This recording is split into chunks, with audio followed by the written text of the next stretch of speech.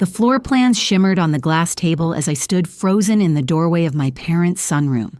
My fingers gripped the doorframe so tightly, my knuckles blanched white.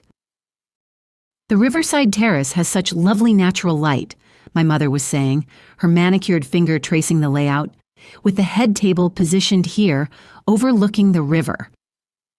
5 heads turned toward me in synchronized surprise. My mother, father, aunt, my father's business partner, and my sister Vanessa. My gaze locked on the familiar gold-embossed logo at the top of the floor plan, Riverside Terrace, the same venue my parents had canceled for my engagement party just 3 days earlier, claiming it was simply too expensive. My mother recovered first. "Rebecca, we didn't know you were coming by. We're just finalizing some details for Vanessa's birthday celebration at the Riverside Terrace." The betrayal crystallized in that moment. Not a question, not an apology, just a statement of fact. The venue they deemed too extravagant for my engagement to Mason was suddenly perfect for my sister's birthday. My name is Rebecca. I'm 29 and an architectural designer. This is the story of how I rebuilt something far more important than buildings. Growing up in the Morgan family meant understanding that appearances mattered above all else. My father built Denver's largest commercial real estate firm through connections forged on golf courses and at charity galas. My mother served on the boards of the city's most prestigious cultural institutions, ensuring our family name appeared in all the right society columns. 3 days earlier, I'd been at work when my mother called to cancel the reservation for my engagement party at the Riverside Terrace, my dream venue since I was 16. The conversation replayed in my mind as I stood in the sunroom doorway. "The venue was simply too expensive," she had explained in that practiced, calm voice she used when delivering disappointing news. "Your father and I discussed it, and we just can't justify spending that much on a party. We'll find something more appropriate." When I'd protested about the deposit we'd already paid, there had been a telling pause. "It's not just about the money, Rebecca. It's about setting reasonable expectations for your future with Mason's background. Perhaps it's better to start with something more modest." The implication had been clear, and it had made my stomach knot. Later that day, my sister had texted, "Mom just told me about Riverside. So sorry, but silver lining, she's upgrading my birthday venue to make up for the family embarrassment. Isn't that great?" They hadn't canceled because of the cost. They'd canceled because they were embarrassed of Mason, of our commitment, of me. Vanessa thrived in my parents' world. 2 years younger than me, she embraced the family legacy, dating only men from appropriate backgrounds and pursuing a law degree not out of passion, but because it was expected. She became the daughter my parents had always wanted, polite, predictable, and perfectly aligned with their values. I took a different path. In college, I volunteered designing community centers in underserved neighborhoods instead of joining my mother's sorority. After graduation, I declined my father's offer of a corner office at Morgan Properties and joined a small, innovative architectural firm specializing in sustainable design. Each choice widened the gap between us, but I believe my parents respected me for forging my own way, even if they didn't understand it. Then I met Mason at a tech conference where I was presenting on smart building design. Unassuming in his plain button-down shirt and worn jeans, he asked the most insightful questions about technology integration in architectural spaces. We talked for hours afterward at a nearby coffee shop. He was brilliant, kind, and refreshingly genuine, qualities I'd found in short supply within my parents' social circle. After 6 months of dating, I brought Mason home for dinner. The evening was tense, with my parents asking pointed questions about his education at a state school on scholarship and his family. Middle class, his father a high school teacher, mother a nurse. My father barely concealed his disapproval when Mason mentioned he still drove his college car, a 15-year-old Honda that ran perfectly well.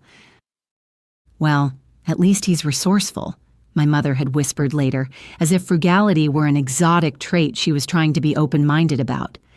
Now, as I stood in the sunroom looking at party preparations for a venue I'd been denied, I finally asked the question burning inside me. "What is this?" An uncomfortable silence fell. My aunt suddenly became very interested in her phone. My father's business partner murmured something about a call he needed to make and slipped out. Vanessa, at least, had the decency to look embarrassed.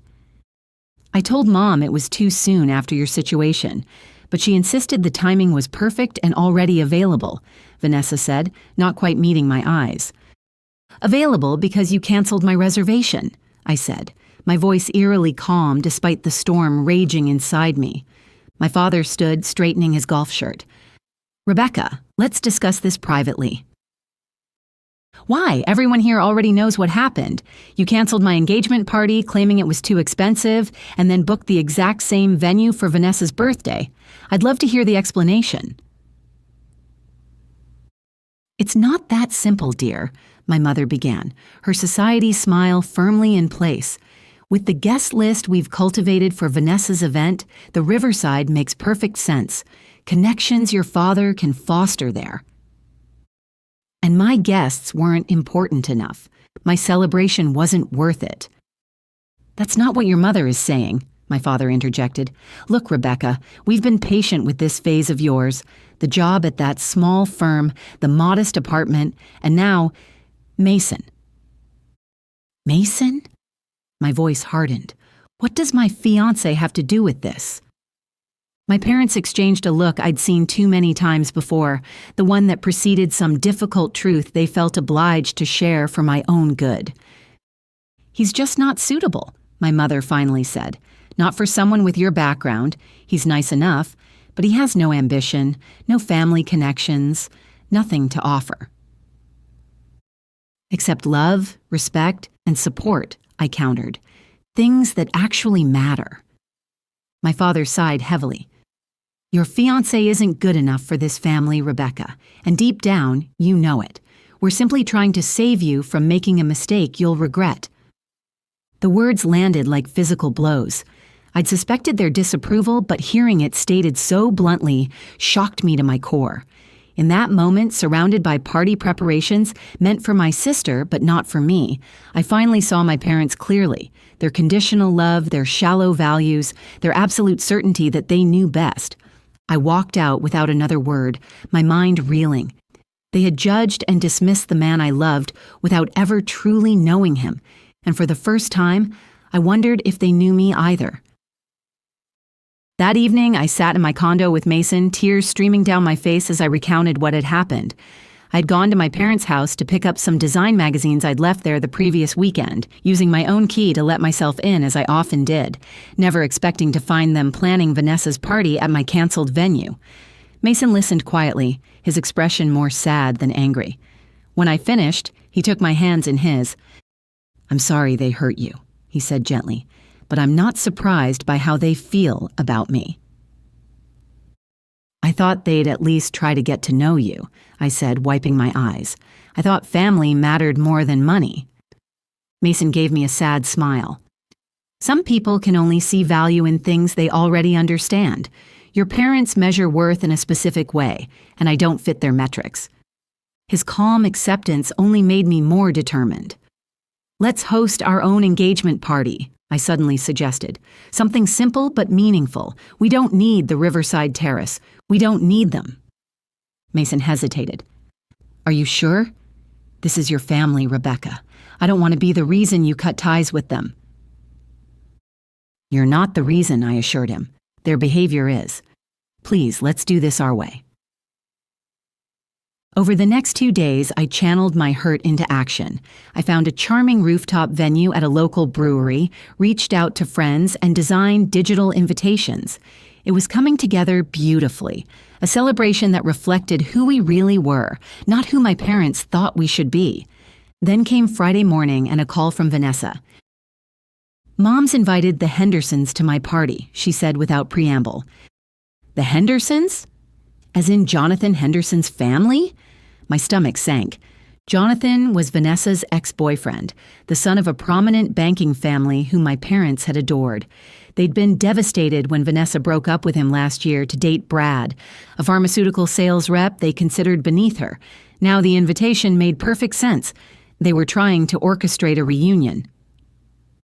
She claims it's because his father is considering investing in Dad's new development, Vanessa continued. But we both know what she's doing. And get this, She told Brad the party was canceled due to family issues, but really, she just didn't send him an invitation. I only found out when Brad called to ask me what family emergency had happened. I closed my eyes, recognizing the pattern. She's doing to you what they did to me. Not exactly, Vanessa countered. I'm their golden child, remember? They're not canceling my party. They're just trying to control who I celebrate it with. But Rebecca, I'm really sorry about what they said about Mason. It was cruel and unfair. It was the closest Vanessa had ever come to openly criticizing our parents. For a moment, I thought I'd found an ally. Why don't you and Mason join us at your own engagement party? Bring Brad too, and we'll have our celebration right under their noses, I suggested, warming to the idea of this small rebellion. The line went quiet. I can't do that, she finally said. Dad's announcing my promotion to junior partner at the firm during the party. I've worked 3 years for this, Rebecca. I can't jeopardize it, even for you. The familiar disappointment settled in my chest. So, you'll let them manipulate your life as long as there's something in it for you? What about Brad? I'll make it up to him. Look, not all of us can afford to burn bridges with the family, Rebecca. Some of us have practical considerations. After we hung up, I sat at my desk, staring at the half-finished invitations on my computer screen. Even my small act of independence felt hollow now. I could host my own party, but the people who should care most, my family, would still be across town celebrating without me, continuing as if my feelings and choices didn't matter. Mason found me like that an hour later, my engagement ring glinting in the light as I twisted it around my finger, wondering if I was fighting a battle I couldn't win. Saturday morning, the day of what should have been our engagement party, I woke to find Mason already dressed and sipping coffee on our small balcony. I was thinking, he said when I joined him, maybe we should go to Vanessa's party. I nearly choked on my first sip of coffee. What? Why would we subject ourselves to that? Because running away and hosting our own party feels like admitting they've won, he said thoughtfully. But showing up, being ourselves, not letting them dictate our actions, that's standing our ground. They'll be horrible to you, I warned. They'll make snide comments and treat you like you're invisible. Mason shrugged. They already think I'm not good enough. What's the worst that could happen? By the time we arrived at the Riverside Terrace that evening, I'd worked myself into such a state of anxiety that my hands were shaking. Vanessa had mentioned the party was at 7 p.m. during our call, and I'd seen the time on the invitation my mother was holding in the sunroom. The venue was stunning. Floor-to-ceiling windows overlooking the river, crystal chandeliers casting a warm glow over elegant table settings, flower arrangements that probably cost more than my monthly rent. My mother spotted us first, her practiced smile faltering for just a moment before she composed herself and slipped over. Rebecca, what a surprise, she said, eyes darting around nervously. And Mason. She lowered her voice. Darling, this is a private family event. We didn't send you an invitation. I know, I said, matching her quiet tone but injecting steel into my voice. You made it very clear where I stand, but Vanessa's still my sister, and I'm here to support her. My mother's smile tightened. Of course. How mature of you. Just please try not to make this evening about your situation. Tonight is about celebrating Vanessa. As she moved away to greet other guests, Mason squeezed my hand. You okay? I will be, I promised, though my confidence was wavering. The evening progressed painfully. My father barely acknowledged us, focusing instead on the Henderson family, particularly Jonathan, whom he'd seated next to Vanessa despite her obvious discomfort. Mason was excluded from conversations, served last at dinner, and repeatedly mistaken for waitstaff by my parents' friends. The final blow came during my father's toast. Standing at the head table, champagne flute raised, he beamed at Vanessa. We're celebrating not just a birthday tonight, but a remarkable young woman who exemplifies the Morgan values, he announced. Vanessa has shown dedication to family tradition, professional excellence, and forging the right connections for a successful future. His gaze drifted meaningfully from Vanessa to Jonathan Henderson before continuing. In fact, I'm proud to announce that Vanessa is being promoted to junior partner at Morgan Properties, where she will help lead our exciting new venture with Henderson Financial Group. Applause erupted while I sat frozen in shock. This wasn't just a birthday party or even just a professional announcement. It was an orchestrated business merger between families, one that would bind Vanessa to Jonathan through their parents' companies, making any possibility of her choosing her own path increasingly difficult. And suddenly, with crystal clarity, I understood what was happening. This wasn't about Mason not being good enough, it was about control, about maintaining the Morgan dynasty on their terms. As realization dawned, I felt Mason tense beside me. Following his gaze, I saw my father deep in conversation with a man I didn't recognize. The stranger kept glancing in our direction, his expression shifting from disbelief to something like awe. "Mason," I whispered. "Who is that man?" "Robert Maxwell," he replied tightly, "CEO of Pinnacle Tech." Before I could ask why the CEO of one of the country's largest technology companies would be interested in us, Mason was already standing. "We need to leave, now." As we slipped out, I caught one last glimpse of Robert Maxwell pulling my father aside, gesturing in our direction with unmistakable urgency. Something had just changed, though I didn't yet understand what. "Are you going to tell me what that was about?" I asked as we drove home, the tension in Mason's jaw visible in the glow of the dashboard lights. He sighed, shoulders relaxing slightly. "Remember that project I've been working on for the past 3 years? The one I couldn't talk much about? The algorithm for predictive analysis in healthcare? The one that's coming along whenever I ask about it?" I'd always respected his privacy around his work, assuming it was typical startup confidentiality. Mason glanced at me, a rueful smile playing at his lips. "It's done, Rebecca. The development, the testing, everything. I've been in acquisition talks for the past month." I blinked, processing this news. "That's amazing. But what does that have to do with what happened tonight?" "Robert Maxwell's company is buying my software. The deal closes Monday morning." The implications started to sink in. "Is it a big deal?" Mason's laugh held no humor. "Pinnacle Tech doesn't make small acquisitions." Before I could press further, my phone exploded with notifications. 3 missed calls from my father, 2 from my mother, and a text from Vanessa. "What the hell did your fiancé do? Dad and Maxwell are losing their minds." I showed Mason the text. "Care to fill me in on the rest?" When we reached home, Mason pulled out his laptop and showed me the press release scheduled for Monday morning. My eyes widened as I read. "Pinnacle Tech acquires BioPredict for $175 million. $175 million? I gasped, looking up from the screen. "Mason, this is life-changing." He nodded. "That's why I've been so distracted lately. The negotiations, the legal reviews, the planning." He took my hands. "I wanted to tell you, but the confidentiality agreements were ironclad until the deal closed." My racing mind connected the dots. "So Robert Maxwell recognized you tonight. That's why he was talking to my father." "Apparently." Mason ran a hand through his hair. "I've been in meetings with him weekly for the past month. Maxwell insisted on being personally involved in this acquisition since healthcare AI is their new strategic focus. I guess he thought your father already knew who I was." Just then, my phone rang again. My father. I hesitated, then answered on speaker. "Rebecca," he began, his voice unusually deferential. "Is Mason with you? I'd very much like to speak with him about a potential opportunity."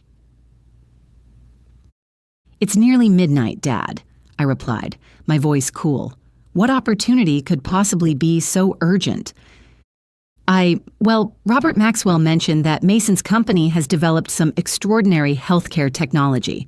Morgan Properties is expanding into the medical office sector, and we'd be very interested in discussing potential collaborations.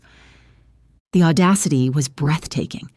Hours ago, my father couldn't be bothered to acknowledge Mason's existence. Now, sensing a business opportunity, he was falling over himself to connect.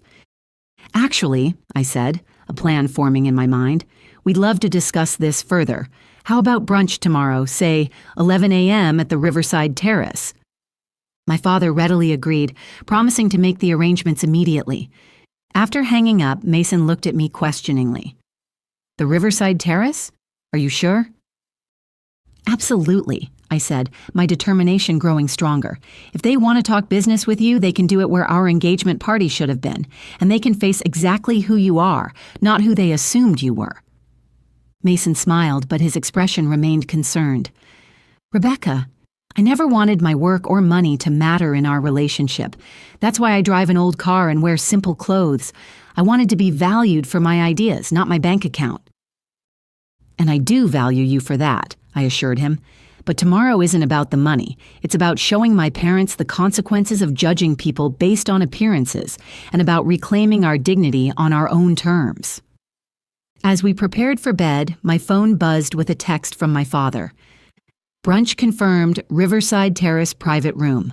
Looking forward to discussing exciting opportunity with Mason.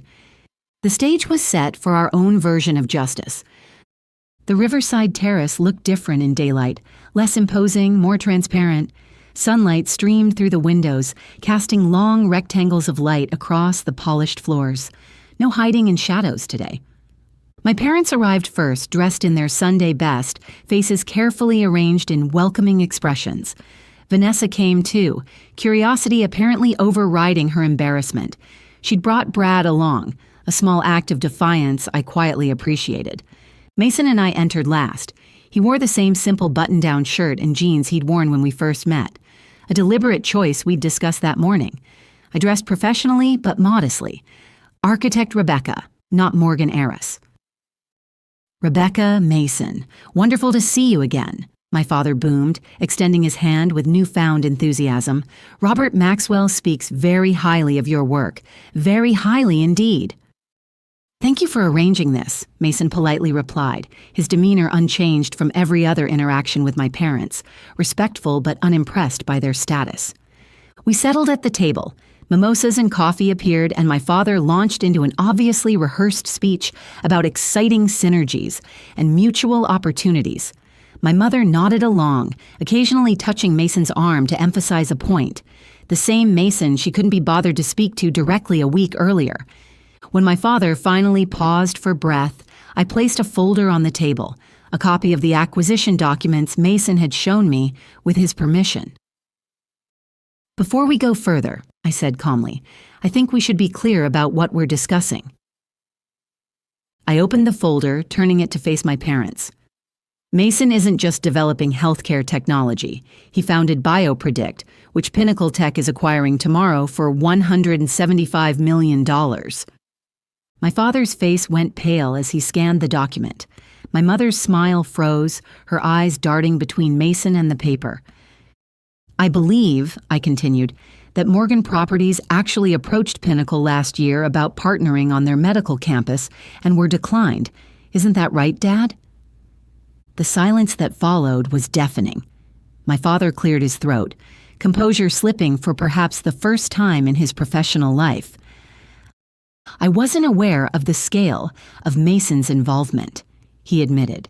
This is certainly impressive. My mother recovered more quickly. Mason, you should have told us. All this time we thought... She trailed off, realizing there was no acceptable way to finish that sentence. Thought what? I prompted. That he wasn't good enough because he drives an old Honda? Because he doesn't flash his wealth or connections? Vanessa was staring at Mason with new eyes. Wait, BioPredict?